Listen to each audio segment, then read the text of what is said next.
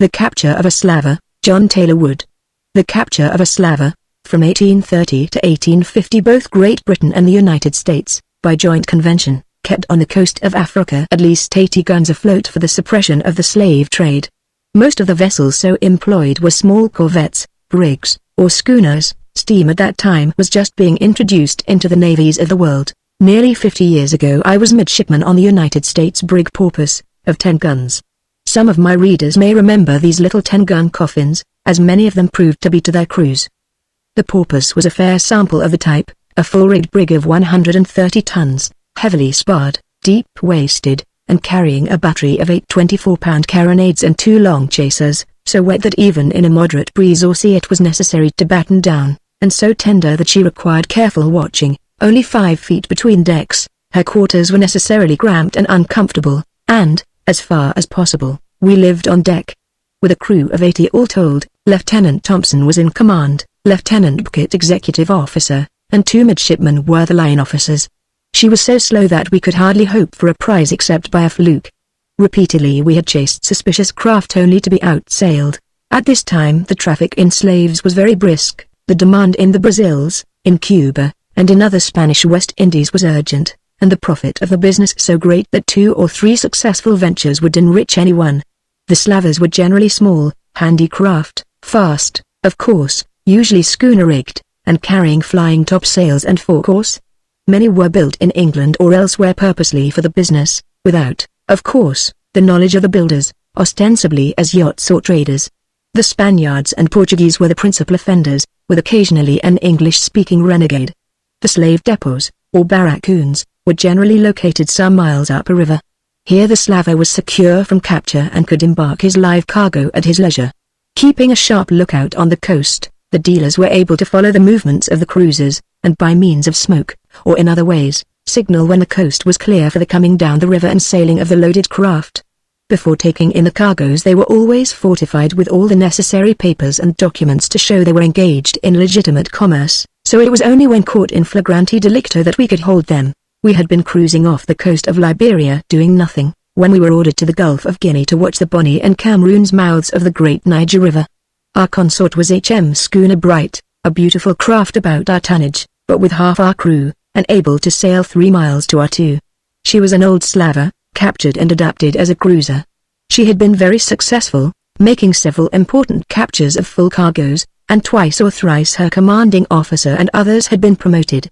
Working our way slowly down the coast in company with the Bright, we would occasionally send a boat on shore to reconnoiter or gather any information we could from the natives through our crew and interpreter. A few glasses of rum or a string of beads would loosen the tongue of almost anyone. At Little Bonny we heard that 2 vessels were some miles up the river, ready to sail, and were only waiting until the coast was clear. Captain James, of the Bright, thought that one, if not both, would sail from another outlet of the river, about 30 miles to the southward, and determined to watch it.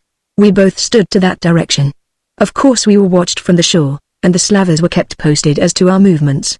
They supposed we had both gone to the Cameroons, leaving Little Bonny open, but after dark, with a light land breeze, we wore round and stood to the northward, keeping offshore some distance, so that captains leaving the river might have sufficient offing to prevent their reaching port again or beaching their craft. At daybreak, as far as we could judge, we were about 20 miles offshore to the northward and westward of Little Bonny, in the track of any vessel bound for the West Indies. The night was dark with occasional rain squalls, when the heavens would open and the water come down in a flood. Anxiously we all watched for daylight, which comes under the equator with a suddenness very different from the prolonged twilight of higher latitudes. At the first glimmer in the east every eye was strained on the horizon, all eager, all anxious to be the first to sight anything within our vision. The darkness soon gave way to grey morn. Day was dawning, when suddenly a crewman by my side seized my hand and, without saying a word, pointed inshore. I looked, but could see nothing. All eyes were focused in that direction, and in a few minutes the faint outline of a vessel appeared against the sky. She was some miles inshore of us, and as the day brightened we made her out to be a brigantine, an uncommon rig in those days, standing across our bows, with all studding sails set on the starboard side, indeed everything that could pull, including water sails and save all. We were on the same tack heading to the northward. We set everything that would draw, and kept off 2 points, bringing the wind abeam so as to head her off. The breeze was light and off the land. We had not yet been seen against the darker western horizon, but we knew it could only be a few minutes longer before their sharp eyes would make us out. Soon we saw the studding sails and all kites come down by the run and her yards braced up sharp on the same tack as ours. We also hauled by the wind. At sunrise she was 4 points on our weather bow, distant about 4 miles. We soon perceived that she could outsail our brig and if the wind held would escape. Gradually she drew away from us until she was hull down. Our only hope now was that the land breeze would cease and the sea breeze come in. As the sun rose we gladly noticed the wind lessening, until at 11 o'clock it was calm. Not a breath ruffled the surface of the sea, the sun's rays in the zenith were reflected as from a mirror, the waters seemed like molten lead. I know of nothing more depressing than a calm in the tropics, a raging sun overhead, around an endless expanse of dead sea, and a feeling of utter helplessness that is overpowering. What if this should last? What a fate! The rhyme of the ancient mariner comes to our mind. Come storm and tempest, come hurricanes and blizzards, anything but an endless stagnation. For some hours we watched earnestly the horizon to the westward, looking for the first dark break on the smooth sea. Not a cloud was in the heavens. The brig appeared to be leaving us either by towing or by sweeps, only her topgallant sail was above the horizon. It looked as if the sea breeze would desert us. It usually came in about 1 o'clock, but that hour and another had passed and yet we watched for the first change. Without a breeze our chances of overhauling the stranger were gone. Only a white speck like the wing of a gull now marked her whereabouts on the edge of the horizon, and in another hour she would be invisible even from the masthead. When we were about to despair, our head crewman drew the captain's attention to the westward and said the breeze was coming. We saw no signs of it, but his quick eye had noticed light feathery clouds rising to the westward, a sure indication of the coming breeze. Soon we could see the glassy surface ruffled at different points as the breeze danced over it, coming on like an advancing line of skirmishers, and as we felt its first gentle movement on our parched faces, it was welcome indeed, putting new life into all of us. The crew needed no encouragement to spring to their work. As the little brig felt the breeze and gathered steerage way, she was headed for the chase, bringing the wind on her starboard quarter. In less than 5 minutes all the studding sails that would draw were set, as well as everything that would pull. The best quartermaster was sent to the wheel, with orders to keep the chase directly over the weather end of the spritsail yard. The captain ordered the sails wet, an expedient I never had much faith in, unless the sails are very old. But as if to recompense us for the delay, the breeze came in strong and steady. Our one hope now was to follow it up close, and to carry it within gunshot of the brig, for if she caught it before we were within range she would certainly escape. All hands were piped to quarters, and the long 18-pounder on the forecastle was loaded with a full service charge. On this piece we relied to cripple the chase. We were now rapidly raising her, and I was sent aloft on the fore-topsail yard, with a good glass to watch her movements. Her hull was in sight and she was still becalmed, though her head was pointed in the right direction, and everything was set to catch the coming breeze. She carried a boat on each side at the davits like a man of war, and I reported that I could make out men securing them. They had been towing her, and only stopped when they saw us drawing near. Anxiously we watched the breeze on the water as it narrowed the sheen between us, and we were yet 2 miles or more distant when she first felt the breeze.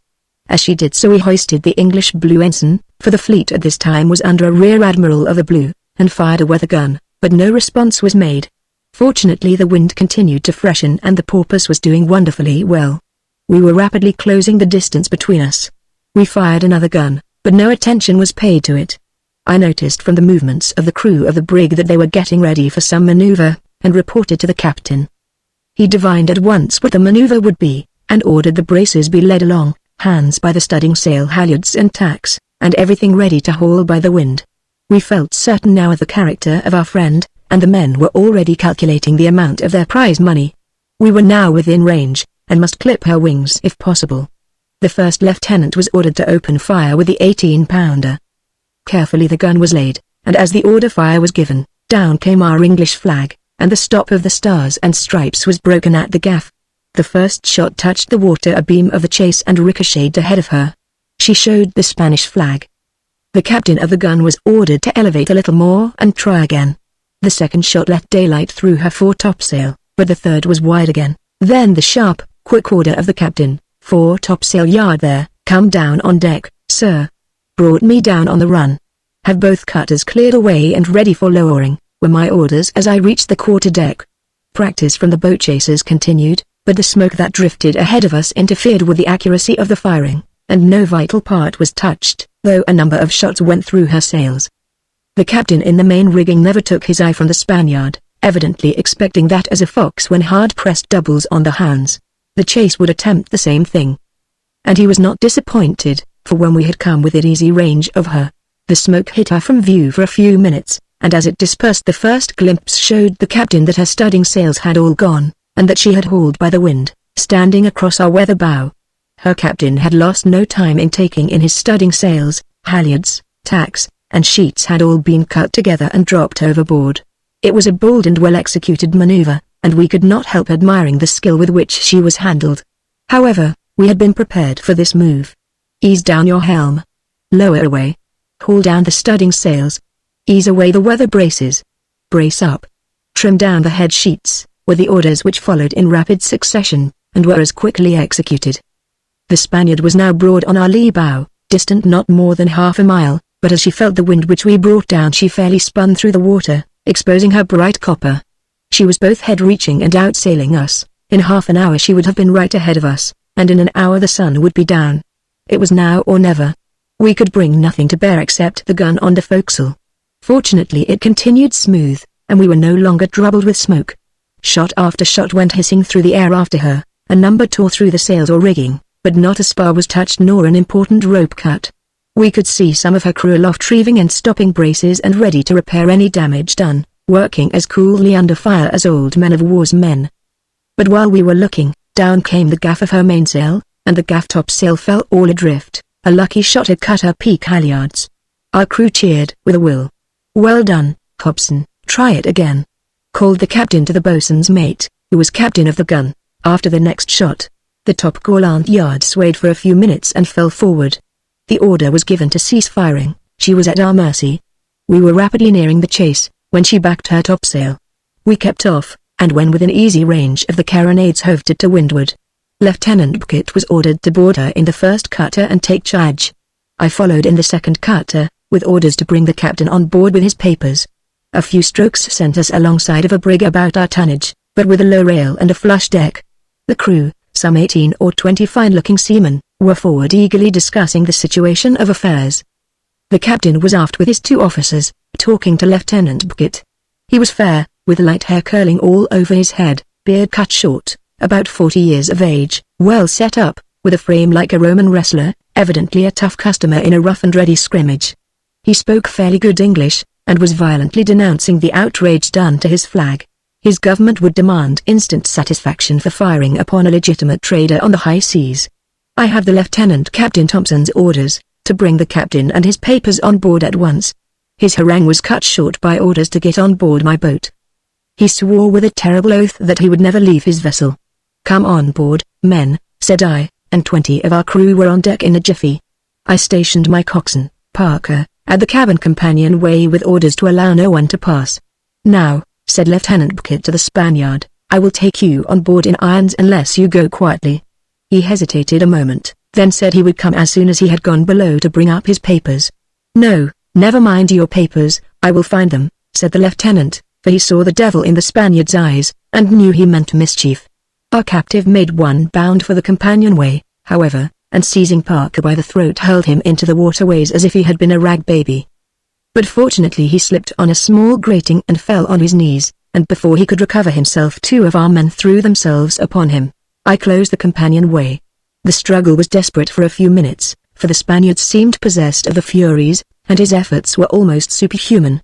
Twice he threw the men from him across the deck, but they were reinforced by Parker, who, smarting under his discomfiture, rushed in, determined to down him.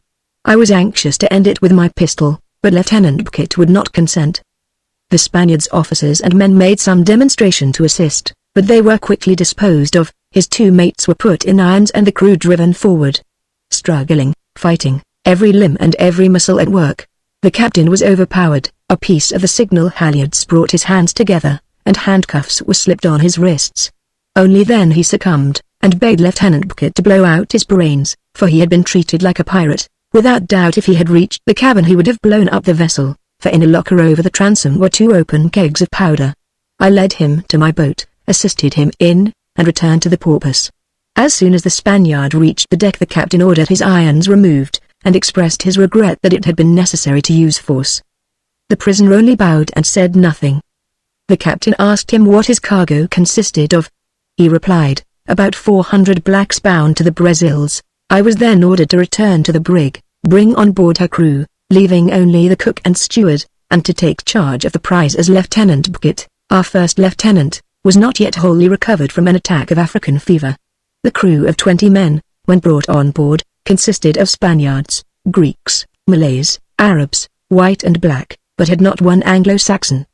They were ironed in pairs and put under guard. From the time we first got on board we had heard moans, cries, and rumblings coming from below, and as soon as the captain and crew were removed, the hatches had been taken off, when there arose a hot blast as from a charnel house, sickening and overpowering. In the hold were 300 or 400 human beings, gasping, struggling for breath, dying, their bodies, limbs, faces, all expressing terrible suffering. In their agonizing fight for life, some had torn or wounded themselves or their neighbors dreadfully, some were stiffened in the most unnatural positions. As soon as I knew the condition of things I sent the boat back for the doctor and some whiskey. It returned bringing Captain Thompson, and for an hour or more we were all hard at work lifting and helping the poor creatures on deck, where they were laid out in rows. A little water and stimulant revived most of them. Some, however, were dead or too far gone to be resuscitated. The doctor worked earnestly over each one, but 17 were beyond human skill. As fast as he pronounced them dead they were quickly dropped overboard. Night closed in with our decks covered so thickly with the ebony bodies that with difficulty we could move about. Fortunately they were as quiet as so many snakes. In the meantime the first officer, Mr. Block, was sending up a new topgallant yard, reeving new rigging, repairing the sails, and getting everything at onto aloft. The crewmen were busy washing out and fumigating the hold, getting ready for our cargo again. It would have been a very anxious night, except that I felt relieved by the presence of the brig which kept within hail. Soon after daybreak Captain Thompson came on board again, and we made a count of the captives as they were sent below, 188 men and boys, and 166 women and girls. Seeing everything snug and in order the captain returned to the brig, giving me final orders to proceed with all possible dispatch to Monrovia, Liberia, land the Negroes, then sail for Port-au-Prince, Cape de Verde Islands, and report to the Commodore.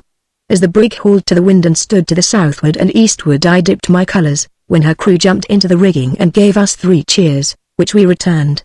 As she drew away from us I began to realize my position and responsibility, a young midshipman, yet in my teens, commanding a prize, with 350 prisoners on board, 2 or 3 weeks' sail from port, with only a small crew.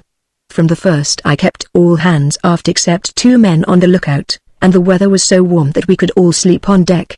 I also ordered the men never to lay aside their pistols or cutlasses, except when working aloft, but my chief reliance was in my knowledge of the Negro, of his patient, docile disposition. Born and bred a slave he never thought of any other condition, and he accepted the situation without a murmur. I had never heard of blacks rising or attempting to gain their freedom on board a slaver. My charges were all of a deep black, from 15 to 25 years of age, and, with a few exceptions, nude, unless copper or brass rings on their ankles or necklaces of cowries can be described as articles of dress. All were slashed, or had the scars of branding on their foreheads and cheeks. These marks were the distinguishing features of different tribes or families. The men's hair had been cut short, and their heads looked in some cases as if they had been shaven. The women, on the contrary, wore their hair a la pompadour. The coarse kinky locks were sometimes a foot or more above their heads, and trained square or round like a boxwood bush. Their features were of the pronounced African type, but, notwithstanding this disfigurement, were not unpleasing in appearance. The figures of all were very good, straight, well developed, some of the young men having bodies that would have graced a Mercury or an Apollo. Their hands were small, showing no evidences of work, only the cruel marks of shackles. These in some cases had worn deep furrows on their wrists or ankles. They were obedient to all orders as far as they understood them, and would, I believe, have jumped overboard if told to do so. I forbade the men to treat them harshly or cruelly. I had the 6 separated from the others, and allowed them to remain on deck all the time, and in this way I partly gained their confidence. I was anxious to learn their story. Fortunately one of the crewmen found among the prisoners a native of a tribe living near the coast, and with him as interpreter was able to make himself understood. After a good deal of questioning I learned that most of them were from a long distance in the interior, some having been 1 and some 2 moons on the way, traveling partly by land and partly by river until they reached the coast. They had been sold by their kings or by their parents to the Arab trader for firearms or for rum. Once at the depots near the coast, they were sold by the Arabs or other traders to the slave captains for from $25 to $50 a head. In the Brazils or West Indies they were worth from $200 to $500. This wide margin, of course, attracted unscrupulous and greedy adventurers, who if they succeeded in running a few cargoes would enrich themselves. Our daily routine was simple. At 6 in the morning the rope netting over the main hatch which admitted light and air was taken off, and 25 of each sex were brought up, and seated in 2 circles, 1 on each side of the deck. A large pan of boiled paddy was then placed in the center by the cook and all went to work with their hands. A few minutes sufficed to dispose of every grain, then one of the crewmen gave each of them a cup of water from a bucket. For half an hour after the meal they had the liberty of the deck, except the poop, for exercise, to wash and to sun themselves, for sunshine to a Negro is meat and drink. At the end of this time they were sent below and another 50 brought up, and so on until all had been fed and watered. Paddy or rice was the staple article of food. At dinner boiled yams were given with the rice. Our passengers were quartered on a flying deck extending from the foremast to a point 20 feet abaft the main hatch from which came light and air. The height was about 5 feet, the men had one side and the women the other. Of course there was no furnishing of any kind, but all lay prone upon the bare deck in rows. Every morning after breakfast the crewmen would rig the force pump, screw on a hose and drench them all, washing out thoroughly between decks. They appeared to enjoy this, and it was cooling, for be it remembered we were close under the equator, the thermometer dancing about 90 deg. As the water was sluiced over them they would rub and scrub each other. Only the girls would try not to get their hair wet, for they were at all times particular about their headdress. It may be that this was the only part of their toilet that gave them any concern. The winds were baffling and light, so we made but slow progress. Fortunately frequent rains, with sometimes a genuine tropical downpour or cloud burst, gave us an opportunity of replenishing our water casks, and by spreading the awnings we were able to get a good supply. I found on inspection that there were at least 30 days' provisions on board, so on this score and that of water I felt easy. I lived on deck, seldom using the cabin, which was a veritable arsenal, with racks of muskets and cutlasses on 2 sides, many more than the captain needed to arm his crew, evidently intended for barter. 2 or 3 prints of his favorite saints, ornamented with shark's teeth, hung on one bulkhead. A well-thrummed mandolin and a number of French novels proved him to be a musical and literary fellow, who could probably play a bolero while making a troublesome slave walk a plank. I found also some choice vintages from the Douro and Bordeaux snugly stowed in his spirit locker, which proved good medicines for some of our captives, who required stimulants. Several of the girls were much reduced, refused nearly all food, and were only kept alive by a little wine and water. 2 finally died of mere inanition. Their death did not in the least affect their fellows, who appeared perfectly indifferent and callous to all their surroundings, showing not the least sympathy or desire to help or wait on one another. The 5th day after parting from the brig we encountered a tropical storm. The sun rose red and angry, and owing to the great refraction appeared 3 times its natural size. It climbed lazily to the zenith, and at noon we were shadowless. The sky was as calm as a vault, and the surface of the water was like burnished steel. The heat became so stifling that even the Africans were gasping for breath, and we envied them their freedom from all impediments. The least exertion was irksome, and attended with extreme lassitude. During the afternoon thin cirri clouds, flying very high, spread out over the western heavens like a fan. As the day lengthened they thickened to resemble the scales of a fish, bringing to mind the old saying, a mackerel sky and a mare's tail, etc. The signs were all unmistakable, and even the girls recognized a change, and, screaming, sought shelter on our spars. Mr. Block was ordered to send down all the light yards and sails, to take in and furl everything, using storm gaskets, except on the fore and main storm stay sails, to lash everything on deck, to batten down the hatches, except one square of the main, see all the shifting boards in place, so that our living cargo would not be thrown to leeward higgledy-piggledy, and to take 4 or 5 of the worst cases of the sick into the cabin and lay them on the floor. The sun disappeared behind a mountainous mass of leaden-colored clouds which rose rapidly in the southern and western quarters. To the eastward, also, the signs were threatening. Night came on suddenly as it does in the tropics. Soon the darkness enveloped us, a palpable veil. A noise like the march of a mighty host was heard, which proved to be the approach of a tropical flood, heralded by drops as large as marbles. It churned the still waters into a phosphorescent foam which rendered the darkness only more oppressive. The rain came down as it can come only in the Bight of Benin. The avalanche cooled us, reducing the temperature 10 or 15 degrees, giving us new life, and relieving our fevered blood. I told Mr. Block to throw back the tarpaulin over the main hatch and let our dusky friends get some benefit of it. In half an hour the rain ceased, but it was as calm and ominous as ever. I knew this was but the forerunner of something worse to follow, and we had not long to wait, for suddenly a blinding flash of lightning darted through the gloom from east to west, followed by one in the opposite direction. Without intermission, one blaze after another and thunder crashing until our eyes were blinded and our ears deafened. 1,000 times 10,000 pieces of artillery thundered away. We seemed utterly helpless and insignificant. "How wonderful are thy works," came to my mind. Still no wind. The brig lay helpless. Suddenly, as a slap in the face, the wind struck us, on the starboard quarter, fortunately. "Hard starboard." "Han laughed, put fore staysail sheet," I called. But before she could gather way she was thrown down by the wind like a reed. She was coming to instead of going off, and I tried to get the main storm staysail down but could not make myself heard. She was lying on her broadside. Luckily the water was smooth as yet. The main staysail shot out of the bolt ropes with a report like a 12-pounder, and this eased her so that if the forestaysail would only hold she would go off. For a few minutes all we could do was to hold on, our lee rail in the water, but the plucky little brig rallied a little, her head went off inch by inch, and as she gathered way she righted, and catching the wind on our quarter we were off like a shot out of a gun. I knew we were too near the vortex of the disturbance for the wind to hang long in one quarter, so watched anxiously for a change.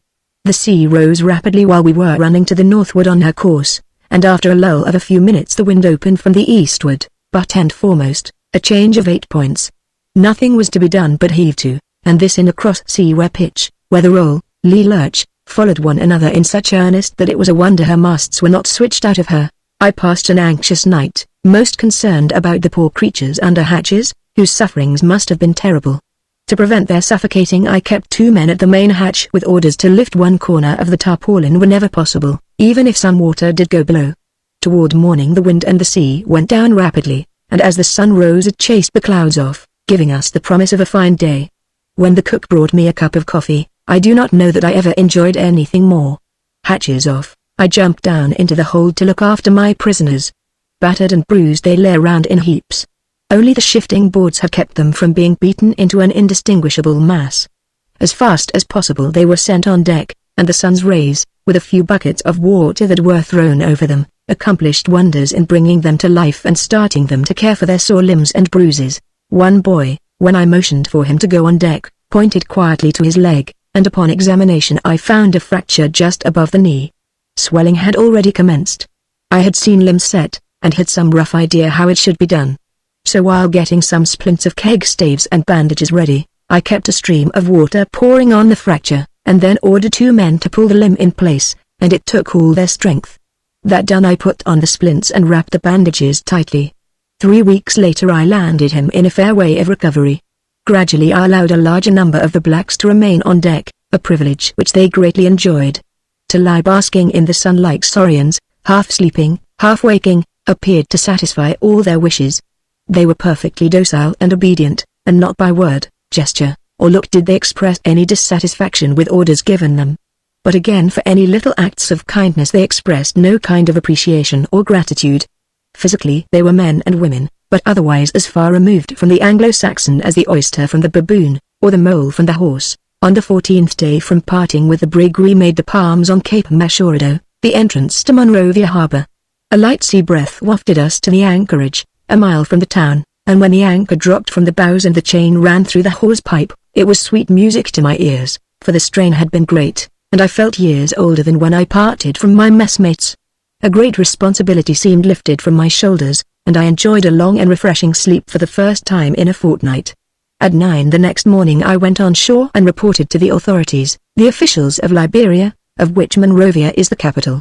This part of the African coast had been selected by the United States government as the home of emancipated slaves, for prior to the abolition excitement which culminated in the war, numbers of slaves in the South had been manumitted by their masters with the understanding that they should be deported to Liberia, and the Colonization Society, an influential body, comprising some of the leading men, like Madison, Webster, and Clay, had assisted in the same work.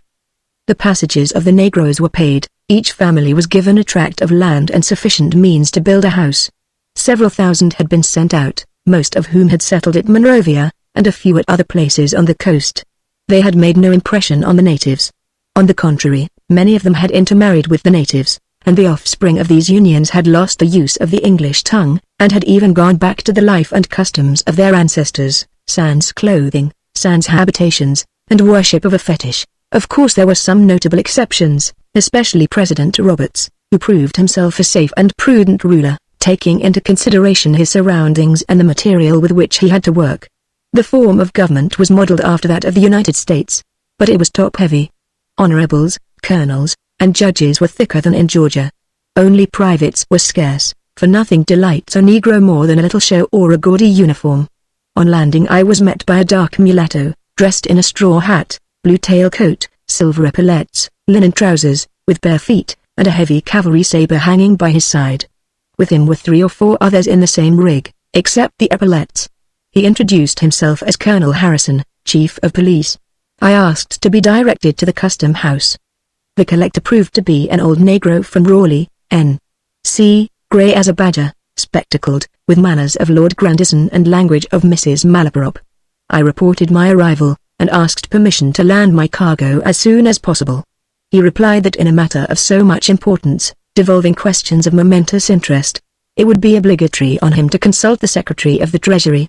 I said I trusted he would so facilitate affairs that I might at an early hour disembarrass myself of my involuntary prisoners. I returned on board, and the day passed without any answer. The next morning I determined to go at once to headquarters and find out the cause of the delay by calling on the President. He received me without any formality. I made my case as strong as possible, and pressed for an immediate answer.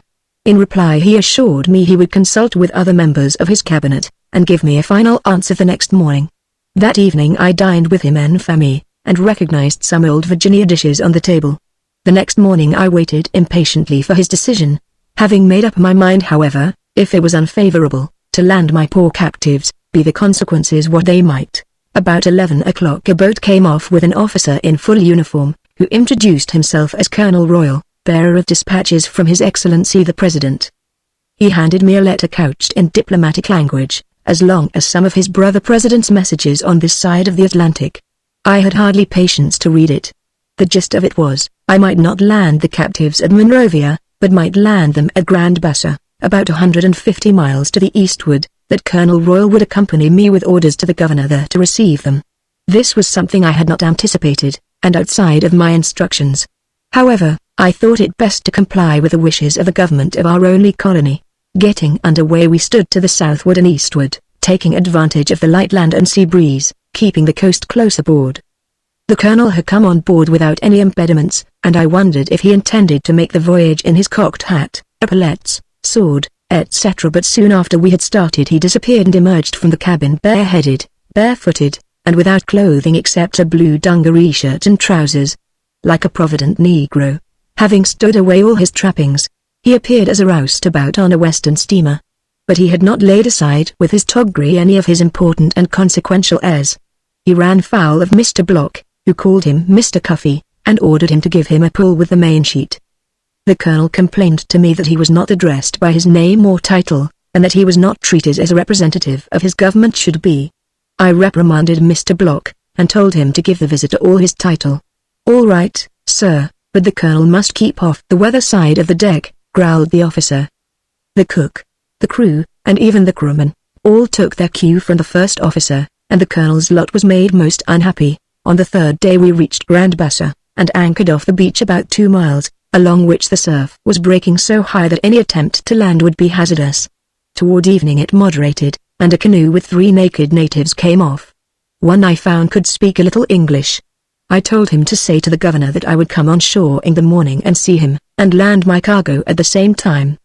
The next morning at sunrise we were boarded by a party of natives headed by one wearing a black hat half covered with a tarnished silver band, an old navy frock coat, much too small, between the buttons of which his well-oiled skin showed clearly.